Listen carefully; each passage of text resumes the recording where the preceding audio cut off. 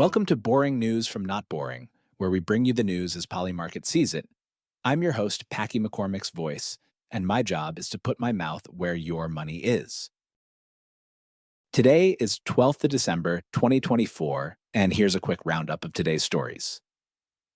With an 86% chance of joining the Nasdaq 100 on Polymarket, MSTR could see $2.1 billion in passive fund inflows, offering indirect Bitcoin exposure. Stock is up 500% this year.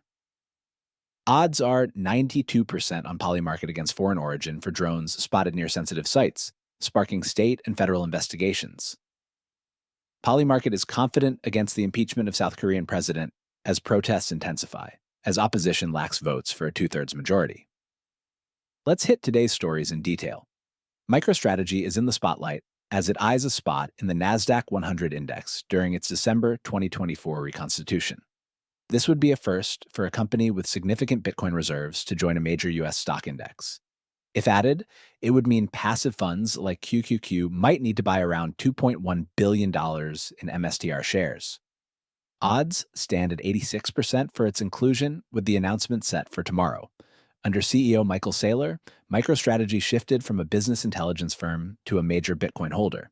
The Nasdaq 100 rebalances each year using November's last trading day's market cap rankings. The index has strict entry rules, excluding financial companies and requiring Nasdaq-exclusive trading, a minimum daily volume, and up-to-date financial reports. The market's high activity is due to a report from Bloomberg Intelligence, suggesting MSTR's likely inclusion. MSTR's stock has soared 500% this year, with analysts debating its Bitcoin holdings' impact on eligibility. Polymarket shows a strong sentiment for MSTR's inclusion, with high trading volume of over $50,000 and odds favoring a yes. The decision could mean passive investors get Bitcoin exposure. If included, MSTR would join after December 23rd. A rejection might hit the stock price, while inclusion could boost institutional interest. Let's move on to the next story. Mysterious drone sightings have been reported across New Jersey since mid-November 2024, sparking state and federal investigations. Drones, some reportedly as large as 6 feet across, have been seen flying at night near sensitive sites, including Picatinny Arsenal and Bedminster Golf Course. Despite early claims by Representative Jeff Van Drew suggesting Iranian ties, the Pentagon has denied any foreign involvement. The FBI, Homeland Security, and New Jersey State Police are conducting investigations with sightings ranging from 4 to 180 each night. These drones evade tracking and often fly without lights. 21 mayors in New Jersey have urged Governor Phil Murphy to take action, but state officials assure there is no immediate threat to public safety.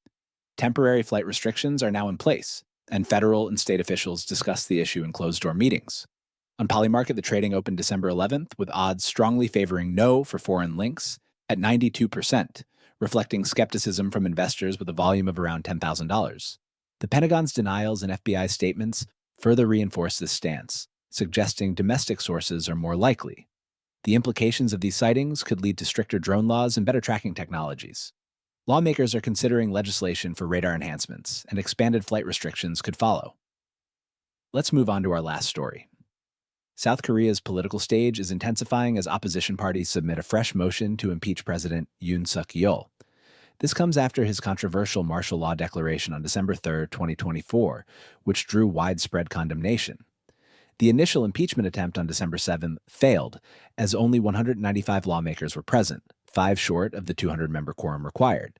This shortfall was due to a boycott by Yoon's People Power Party. The martial law declaration, which deployed armed troops to surround parliament, was swiftly overturned by a 190-0 vote. The opposition, controlling 192 seats in the 300-member National Assembly, requires at least 8 more votes to reach the two-thirds majority necessary for impeachment.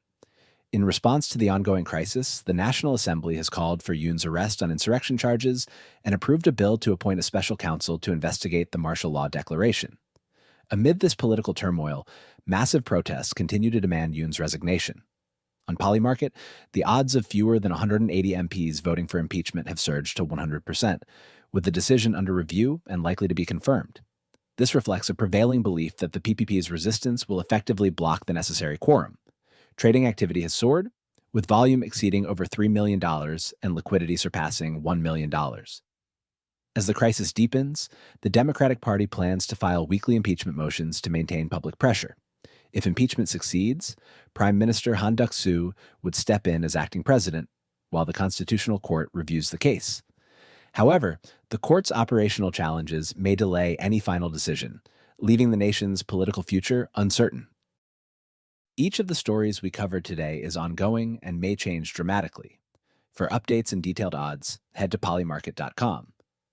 That's all the news that's fit to predict. This is me, Packy McCormick's voice, signing off. May the odds be ever in your favor.